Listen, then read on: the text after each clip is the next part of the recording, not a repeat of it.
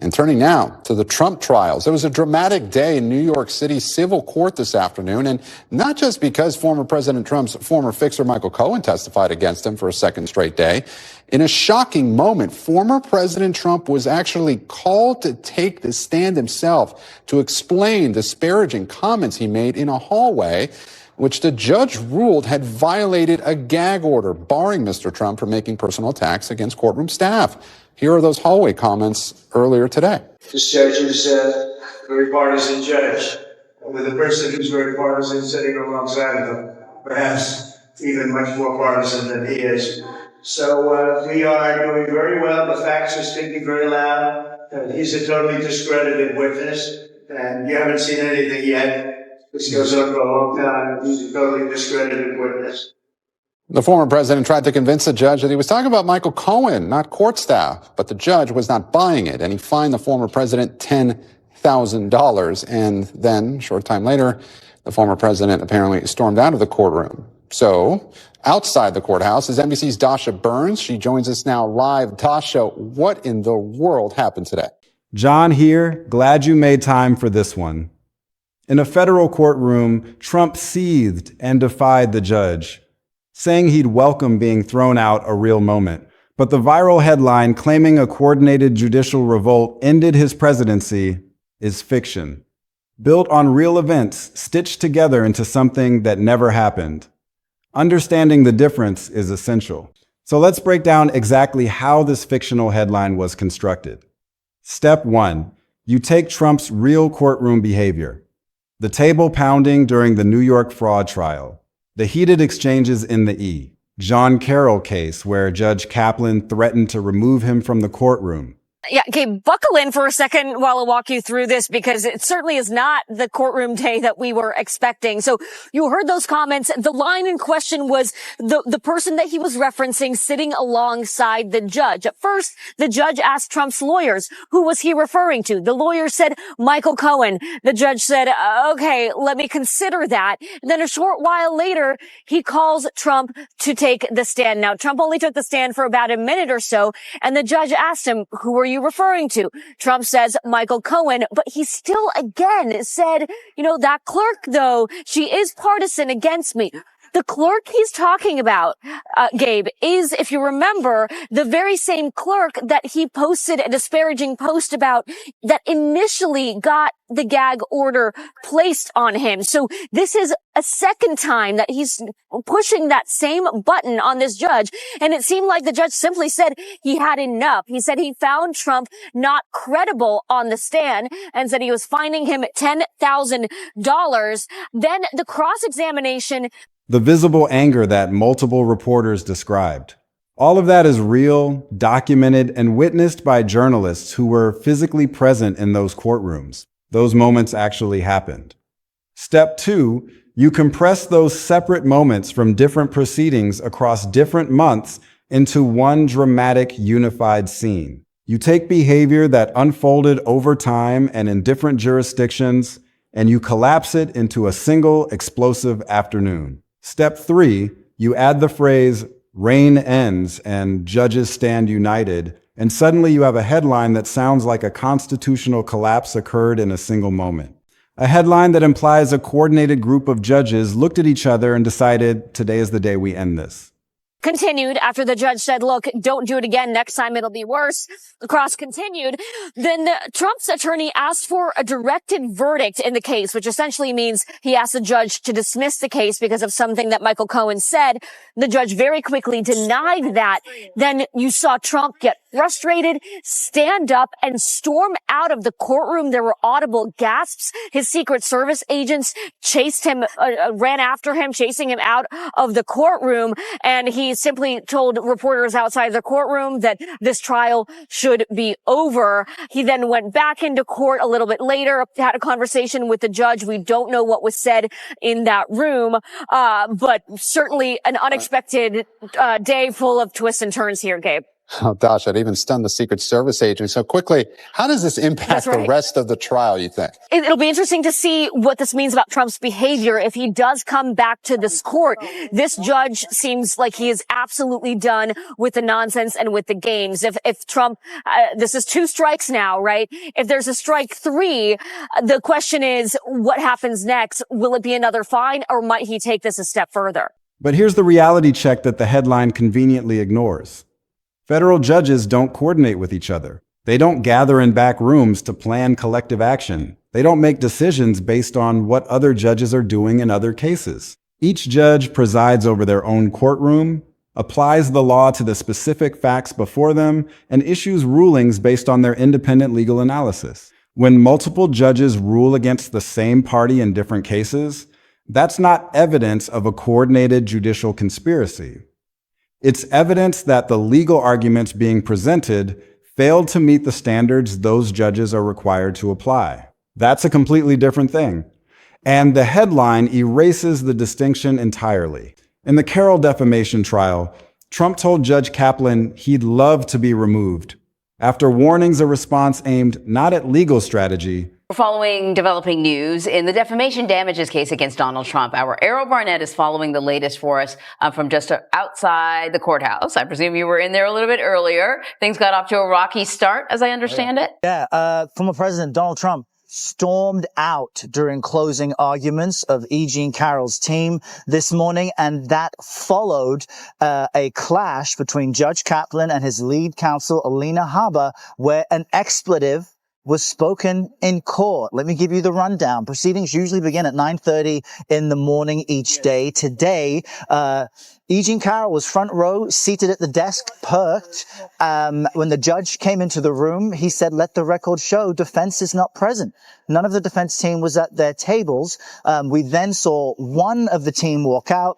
Then Ms. Habba entered the room with Donald Trump following her.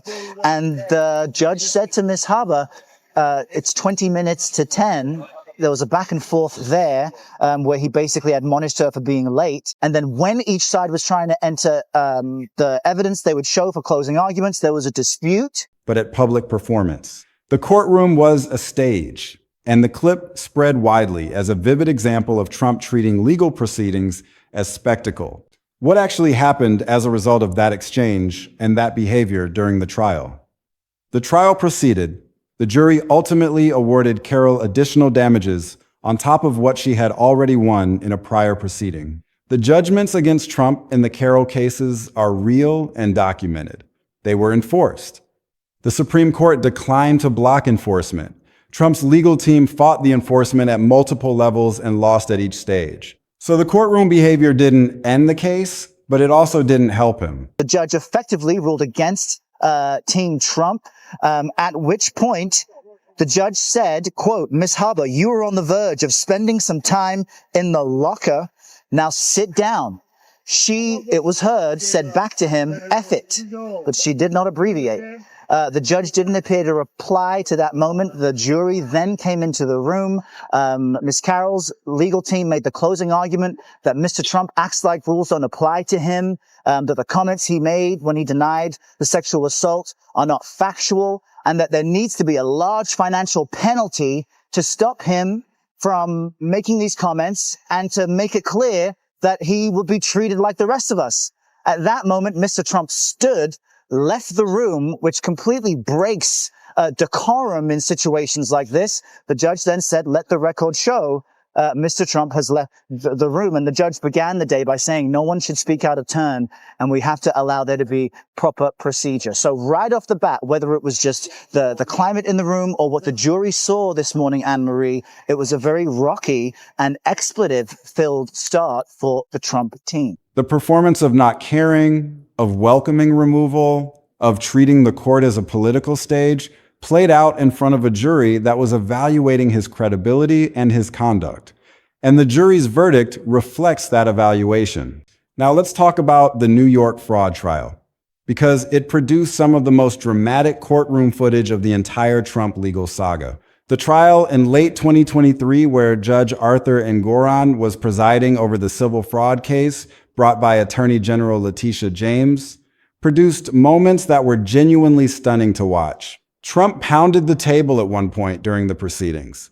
He left the courtroom at one point, reportedly in visible anger, and later returned. He made statements in the hallway and outside the courthouse that were characterized by observers as reflecting significant frustration and agitation with how the proceedings were going. Multiple reporters described the atmosphere in the courtroom as tense, in ways that did not match a typical civil proceeding. Trump's lawyers filed motions and objections at what seemed like an unusually high frequency, and Trump himself appeared at various points to be having difficulty maintaining the kind of composure that formal courtroom settings require of all participants, including defendants who are watching testimony they find unfavorable. This is genuinely wild to watch play out in real time when you understand what a civil trial setting typically looks like. A civil trial is a formal proceeding with specific rules about behavior, about when you can speak, about how you have to treat the process even when you disagree with it. Judges manage their courtrooms. They tell people when to sit, when to be quiet, when to control their reactions. And for someone who is accustomed to controlling the room and the narrative, sitting in a formal legal setting and having someone else run the proceeding must be genuinely frustrating. That frustration was visible. The table pounding and the angry exits were visible. They were documented by reporters who were in the room. But here again, the behavior and the outcome are different things. The table pounding and the angry exits did not end the case or change the legal outcome. Judge Engoron issued his ruling based on the evidence, the testimony, and the law. He found persistent fraud. He assessed penalties of over $350 million. That outcome was produced by the legal proceedings, not by any single dramatic courtroom moment. And the case went through appeal while Trump was running for and winning the presidential election again. So the meltdown did not end anything in real time. What it did do was generate an enormous amount of coverage and an enormous amount of clip content that circulated for months. Now, there's another element to this story that deserves serious attention, and it's one that gets lost in the dramatic headlines about courtroom meltdowns. In early 2026, there was documented reporting about an increase in threats directed at federal judges who had ruled on Trump-related cases, or whose rulings the administration publicly criticized. This isn't a fictional concern. It's a documented security and institutional reality that courts and the Department of Justice were actively monitoring. The pattern of Trump or his allies publicly attacking judges by name had created an environment where those judges and their staffs were receiving increased threat communications.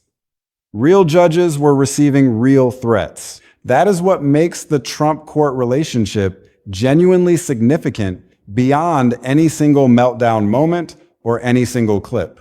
The courtroom behavior and the political rhetoric around it had real downstream consequences for the safety of people doing their jobs as part of a separate and independent branch of government. And that consequence deserves to be understood clearly without being collapsed into a fictional Reign and Judges United narrative.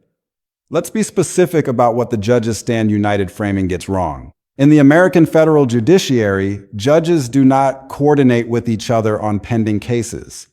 A federal district court judge in New York is not in communication with the federal district court judge in Florida about their respective Trump cases. They are not receiving guidance from the same source. They are not making a collective decision about what kind of stand they want to make. Each judge applies the law to the facts in their individual proceeding and issues rulings based on that individual analysis. When multiple judges rule against Trump in different cases, that is not coordination or unity. It is each judge doing what judges are supposed to do. Apply the law independently to the specific facts before them. The fact that multiple judges in multiple cases ruled against Trump's various legal arguments is not evidence of a coordinated judicial front. It is evidence that Trump's various legal arguments failed to meet the legal standards those courts apply. That is a completely different thing. And the headline erases the difference entirely. Now, let's talk about the Supreme Court and the immunity ruling, because that's the other real event this headline appears to be gesturing toward. In the middle of 2024, the Supreme Court ruled on the question of presidential immunity in a case involving Trump. And here's the thing about that ruling that contradicts the judge's stand united framing. The Supreme Court did not stand united against Trump. The Supreme Court ruled in a way that actually gave Trump and all future presidents more immunity protection than they had ever had before. The majority, which included justices Trump himself appointed, created a framework of absolute immunity for core constitutional acts and presumptive immunity for other official acts. The dissent written by one of the liberal justices called it a king's immunity. The critics of the ruling said it went too far in protecting presidents. So the Supreme Court, in the most significant ruling of the entire Trump legal saga, ruled in a direction that expanded protection for Trump and future presidents. That is not judges standing united against Trump. That is the opposite. Any headline that includes the Supreme Court ruling under a United Judges Against Trump framing is describing that ruling backwards. The ruling that most protected Trump is being described as part of a coalition of judges standing against him. That's a fundamental misrepresentation of what actually happened. And let's be clear about one more thing. A real search result on this story explicitly says the video covering this claim is fictional and not intended to represent real events. When the content itself is labeled fictional in its own description, that is the most direct possible signal about what category of content you are dealing with. The fictional disclaimer is not there because the creator is being helpfully transparent. It is there as legal protection, while the content is designed to look like breaking news and it spreads as if it were real. And that spreading, that treatment of fictional content as genuine political accountability journalism, is what makes this particular pattern so damaging to the public's ability to evaluate what is actually happening in the courts. Now let's break down what's actually real, what's significantly overstated, and what the actual legal picture looks like. The courtroom behavior is real and documented, and it is genuinely significant without any fictional framing added to it. Trump pounded a table during the New York fraud trial. Reporters were in the room and documented it in real time. Trump's reported response to Judge Kaplan's threat of removal in the Carroll case was to say he would love it, which was also documented by reporters present in the courtroom. These are real moments from real legal proceedings with real witnesses who were physically present. And they reveal something true and important about how Trump approaches institutions that have authority over him. He treats formal legal proceedings as political stages. He performs defiance rather than seeking the court's favor through compliance in the courtroom. He reacts to legal constraint with public displays of contempt for the process rather than with the procedural deference that legal proceedings require of all participants. The courtroom is not a rally. A judge is not a moderator who can be interrupted or ignored without consequence. And yet, the behavioral pattern in multiple proceedings suggests Trump approaches these settings with a fundamentally different framework than what courts expect. That pattern is real. It is documented across multiple cases, and it has real legal and political consequences, even if those consequences are not as dramatic as the rain ending in a meltdown. The real consequence is that behavior in front of a judge and jury shapes how those decision makers perceive a party's credibility and how they evaluate the testimony and arguments presented. The outcomes in both the Carroll case and the fraud case reflect how those decision makers ultimately evaluated what they saw. The behavior mattered, just not in the dramatic, single-moment way the headline describes. The rain ends framing has no verified primary source and is dramatically overstated beyond anything the documented record supports. Let's be specific about what happened to Trump's political position as a result of all the courtroom moments this headline is drawing from. The Carroll defamation trial produced money judgments that were enforced through the civil court system.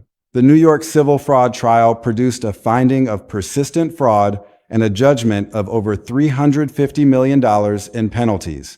Both of those outcomes are real and significant. But Trump's political position was not ended by any of them. He won the 2024 presidential election. He returned to the White House. The federal criminal cases that were progressing against him were dropped by the Department of Justice after he took office. Not because courts ruled in his favor on the merits, but because of Department of Justice policy about indicting a sitting president. The civil fraud case proceeded through the legal system with judgments and appeals. But those judgments did not end his political career or his presidency. The E. Jean Carroll case produced money judgments that were enforced. But enforcing a civil money judgment against someone is not the same as ending their political influence or their hold on power. A reign in the political sense, the headline is using that word, ends when political power is lost. Trump did not lose political power as a result of any courtroom moment. He gained political power in the period that followed those courtroom moments. That is a more complicated and more honest picture than the headline wants to paint. The courtroom losses were real and significant in legal terms. Their impact on his political trajectory was substantially less than most of the coverage implied they would be at the time. That gap between expected political impact and actual political impact is one of the most important lessons of the entire Trump legal saga. The judges stand united, framing specifically misrepresents how the federal judiciary works. Federal judges operate independently. They do not coordinate on pending cases. They do not take collective stands. When Judge Kaplan managed Trump's behavior in the Carroll case, he was doing his job as the presiding judge in that specific proceeding. When Judge Engoron managed Trump's behavior in the fraud trial, he was doing his job as the presiding judge in that specific proceeding. When other federal judges in other cases ruled against Trump's legal arguments, they were each independently applying the law to the specific facts before them. And the Supreme Court, in the single most significant ruling of the Trump legal saga, ruled in a direction that dramatically expanded presidential immunity in ways that protected Trump and will protect every future president going forward. That is not a group of judges standing united against Trump. That is each individual judge doing the job they are constitutionally required to do, which produces different results in different cases for different reasons. Collapsing all of that into a united judges narrative misrepresents judicial independence, misrepresents how the courts actually work, and produces a picture of the judiciary as a political actor taking collective sides that is both inaccurate and actually more alarming than the reality. The courts are not doing what the headline says they are doing. Understanding the difference matters. The fictional label on one version of this content is not a minor disclosure. It is the clearest possible signal about how to evaluate everything else in that category. When a piece of content about courtroom drama and judges standing united against Trump explicitly says in its own description that it is fictional and not intended to represent real events, that is not a fine print technicality. That is the creator acknowledging that the specific dramatic claim being made is not supported by real events. And the fact that content labeled fictional in its own description spreads as breaking news because most people never read the description is precisely the mechanism that makes this category of content so damaging to the information environment. The disclaimer is in the description. The thumbnail and the first 30 seconds look like news. And the people who see the thumbnail and share it before watching more than a minute of it carry the fictional claim into real conversations as if it were fact. That is how it works. That is the pipeline. And understanding the pipeline is what lets you interrupt it before you become part of it. Read the description. Apply the corroboration test. Ask where the Reuters story is. Those 3 steps break the pipeline every time. Now here's the bottom line. Trump's courtroom behavior is real and genuinely extraordinary in the literal documented sense of extraordinary. The documented moments in the Carroll case and the New York fraud trial tell you something true and specific about how Trump relates to legal institutions and to authority he cannot control. The outcomes of those cases, money judgments, enforcement of those judgments, civil fraud findings, are real and documented with real financial and legal consequences. But the reign ends framing is not supported by any verified primary source. because Trump's political power was not ended by any courtroom moment. And the evidence is that his political power actually increased through the period of those proceedings. The judges' stand united framing is specifically wrong about how the federal judiciary works, because federal judges operate independently rather than collectively. The Supreme Court's most significant Trump ruling actually expanded immunity rather than unifying against him. And courts in different cases with different judges addressing different legal questions do not constitute a coordinated coalition simply because they sometimes produce similar outcomes. The real story is more complicated, more interesting, more historically significant, and more genuinely alarming in places than any fictional Reigns meltdown headline can capture. And understanding it accurately without the dramatic fictional framing is what actually equips you to follow what happens next. Because the Trump legal story is still being written in courtrooms and civil enforcement proceedings, and in the accumulated precedent of rulings that will shape presidential accountability for every future president from either party. That is the real story. And it is extraordinary on its own terms. Let's talk about what the actual legal outcomes have been and what they mean for the broader picture of accountability. The civil judgments against Trump have been enforced. He has paid money in the Carroll case. He has posted bonds in the fraud case.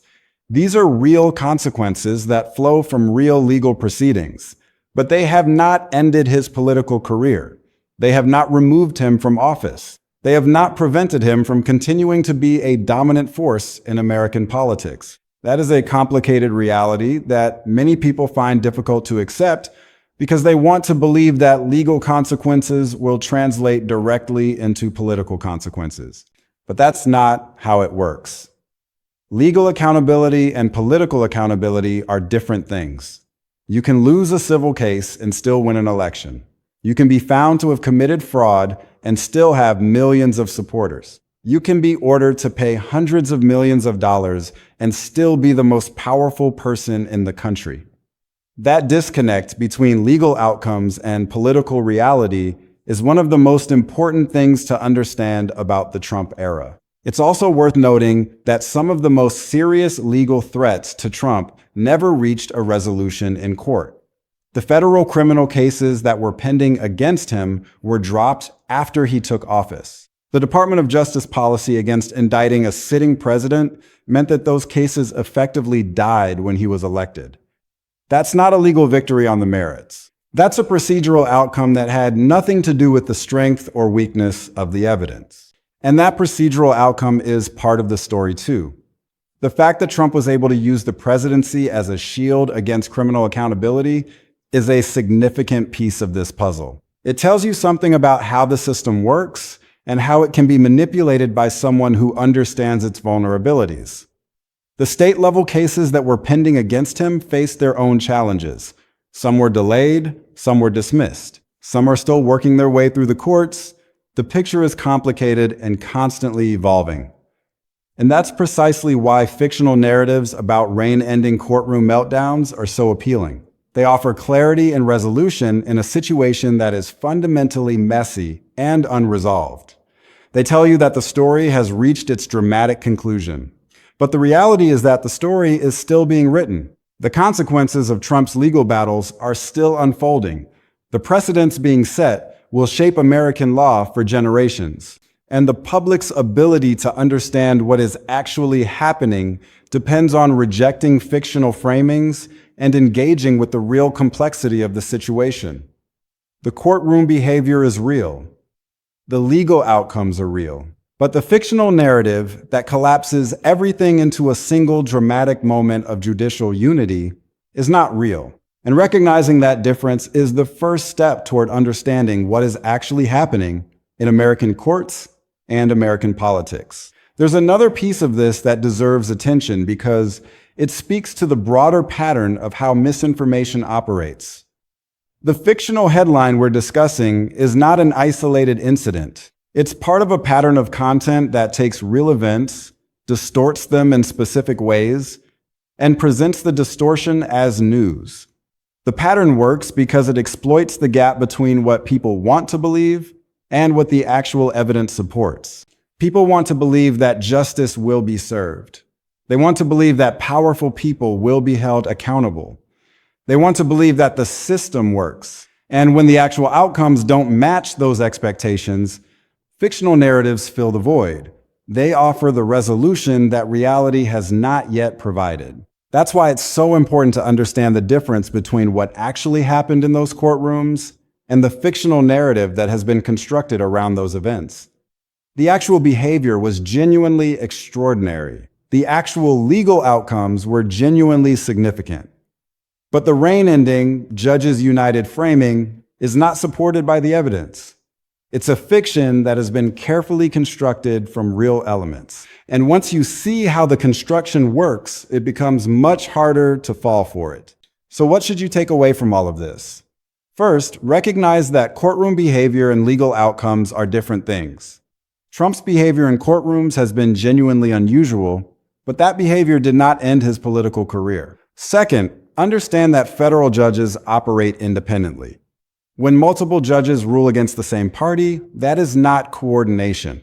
It is each judge doing their job. Third, be skeptical of headlines that compress complex events into dramatic single moments. Reality is almost always messier and more complicated than the headline suggests. And fourth, read the description. If a piece of content is labeled fictional in its own description, that's not a minor detail. That's a crucial piece of information about how to evaluate what you're watching. Trump's courtroom behavior is genuinely extraordinary and worth following. But the narrative of a coordinated judicial revolt is fiction. The legal precedents being set will shape presidential accountability for years, and distinguishing real events from fictional framing is essential for an honest conversation.